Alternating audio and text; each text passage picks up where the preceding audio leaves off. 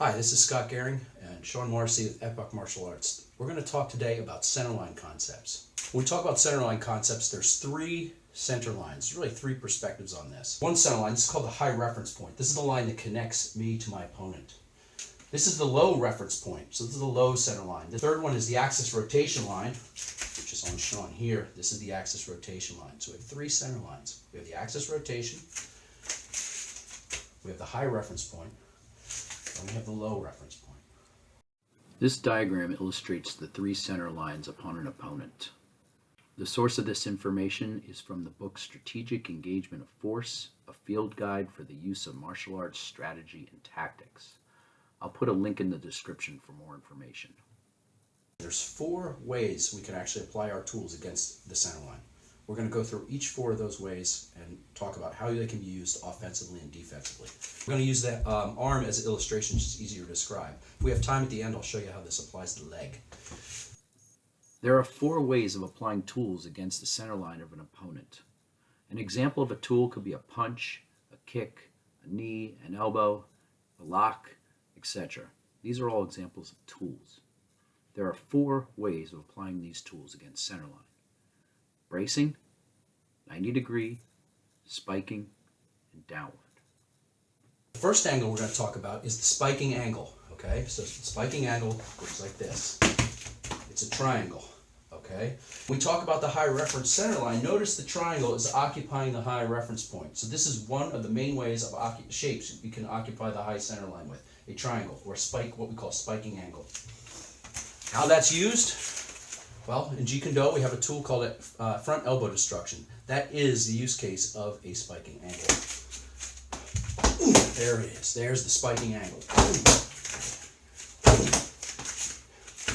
Now, is that offense or defense? It's both. It's integrated offense, defense. He's defending against the punch, but the spike actually destroys the hand. So it's integrated offense, defense, spiking angle.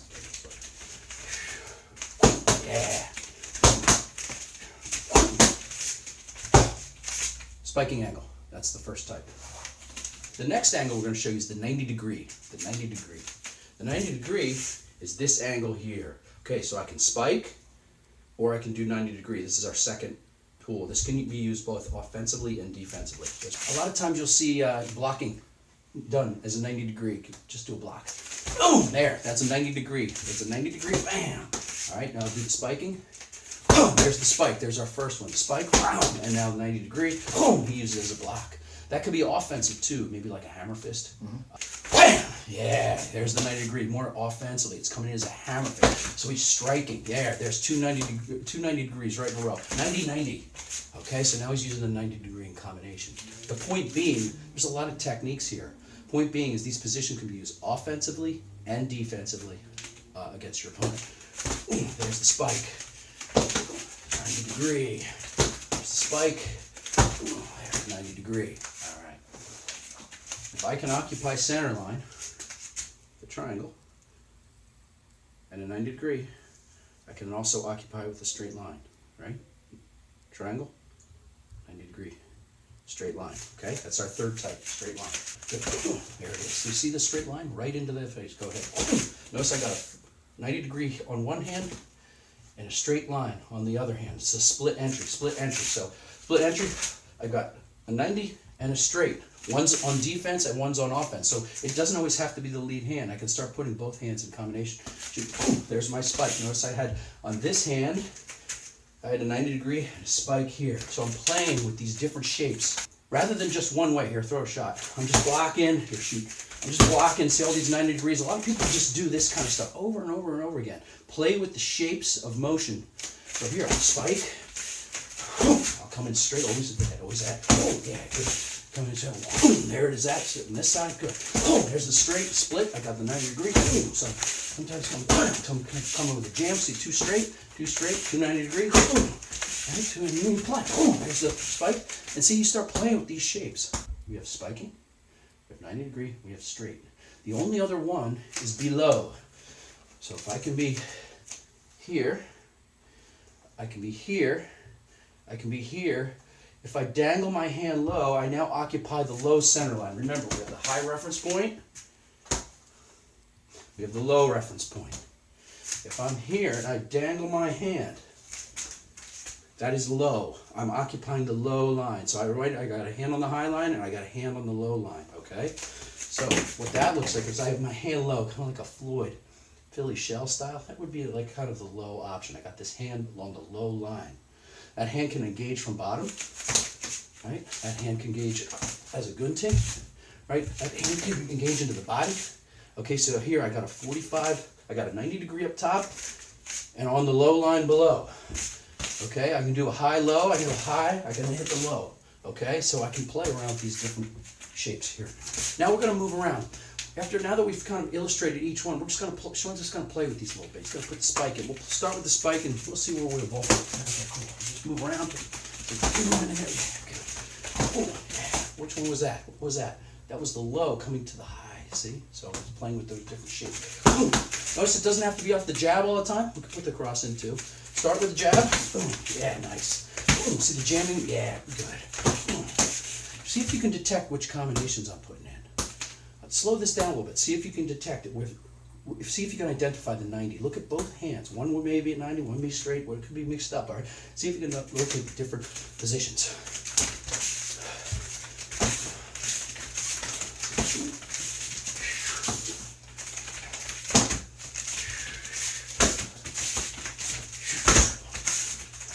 All we're doing is we're playing. We're playing with shapes. Notice we're not worried about technique.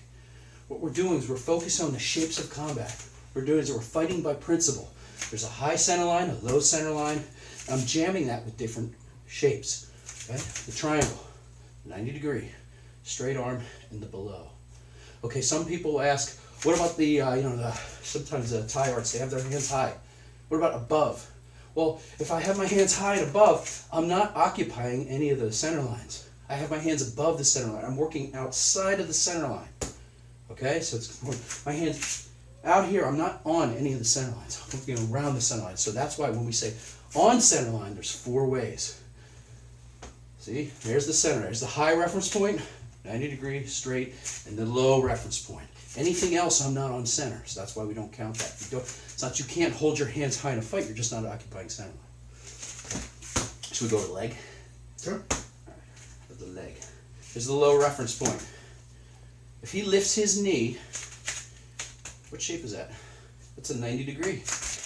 All right, he's occupying the low reference point at what degree? It's an inverted 90 degree. See the 90 degree shape? That is the 90 degree. That'll be our first one. Easiest way to destroy that thigh kick is to just lift your leg. It's very simple. Boom! Boom! There we go. That's the 90 degree applied to the leg. All right, the next one is the spiking. The spiking, the triangle. Make your leg as a triangle. Yeah, exactly. Now notice that. Pull it back. Notice the angle. There we have the spiking degree along that low center line, okay? What do we use that for? Well, that's more of destruction. You don't see these in the UFC too much because you won't have a lot of fighters left if you did these. What you do is you spike that leg. Spike it. Spike it. Now check it. Check. Little nicer thing to do. Check. Boom. Spike. Boom. So now I got 2. I got the spiking and the 90 degree. There it is. Good. All right. The third. What's the third? Straight. Shove your foot straight down the line. Boom. There it is. Front kick. Perfect example of a way of. So don't think of the front kick as a method of occupying center line. Okay. Mm-hmm. So I'm going to throw. I'm just going to front thrust kick. Good. Boom. Straight line. Okay. Straight line. Boom. Beautiful. Beautiful. Now play around with the different 3. Boom. Nice. There you go. There's one left. What is it? Below. Yeah. Aren't you below center line right now? Mm-hmm. Let's sit there front. This is the easiest one of them all. Mm-hmm. Right here. Shuffle around. He's below. So, but the act of just being in a fight stance covers the below line. Okay? Now again, there's really not many more combinations. So what we're going to do is just play. Sean and I are going to just take turns. We're going to play around with these different shapes. We're going to throw some kicks at him. We're going to throw some punches. And he's just going to, all he's in his mind from a training methodology is he's just picking one of those 4 shapes at any given moment. Put them in combination. Okay? Again, the point of these drills is not to beat up your opponent. The point is to allow him to play with this and get better. We want to develop the attributes. We want to fight by principle, not by technique.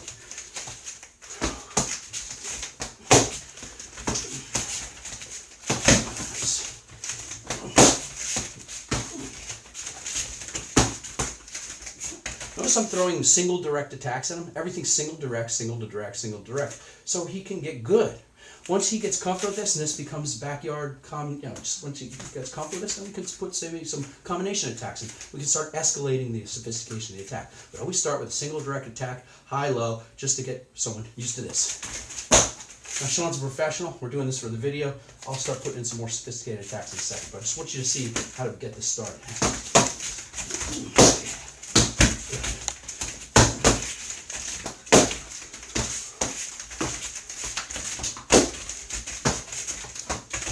Shape could he put in? If you think about how many different shapes there are, again, spiking, 90 degree, straight, and below, what else could he possibly do? Anything else he's doing is off center. It's not occupying center line.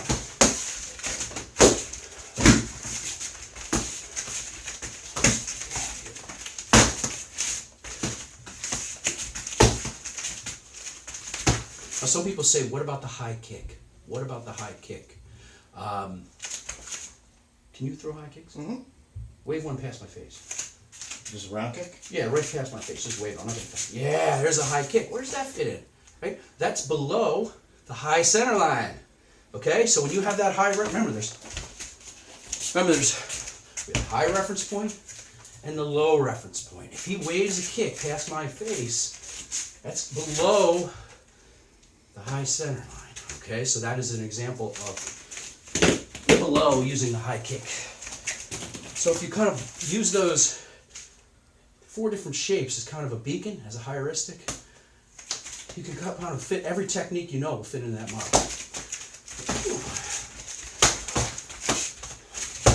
The only difference is you're not fighting by technique, you're fighting by principle.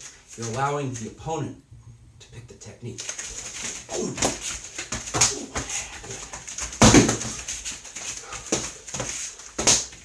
I'm going to throw some combination attacks in. That's where we progress it. It was all single direct. Now I'm going to do combination direct.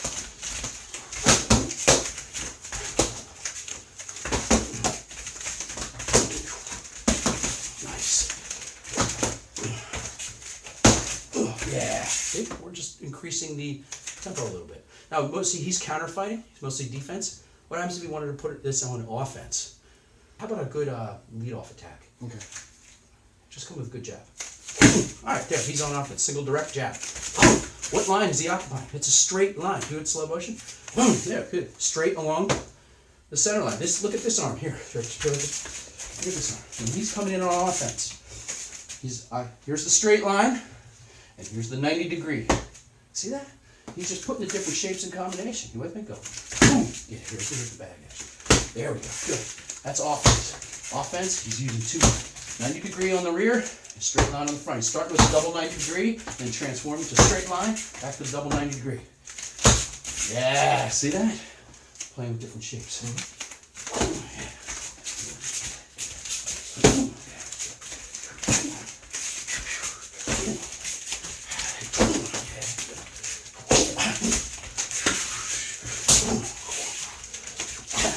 See the straight line? I'm using defense, offense. He's picking the technique. I'm just popping my hands up in center line. I'm literally, as he fires, I'm just putting my hands up in center line. Look, I got a double 90 degree. There's a principle in fighting. Hands to center. Hands to center. Shoot. Boom. I bring my hands to center. Look, I just, double 90 degree. Hands to center. Boom. Oh, there. Look, I got the spike. Hands to center. Boom. Where there's the 90 degree and the low. Okay, so all I'm doing is playing. Boom. Yeah, look, I got with the rear hand, 90 degree, this one, wham, yeah, there. So that one, where'd that kind of peel off that way? Straight line, boom. Straight line, straight in. Okay, boom. Boom. Wow. Okay, so hands to center, he picks the technique. Go. Yeah, good. Shwa.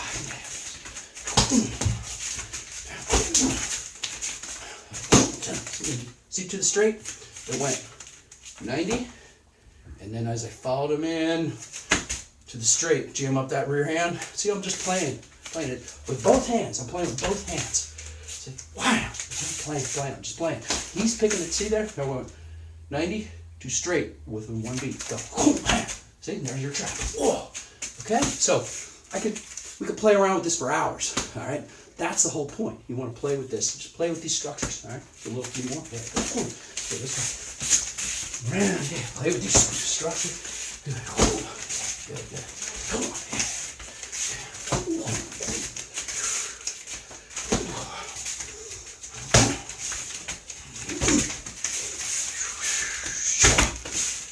All right, that's all we're doing. We're just playing.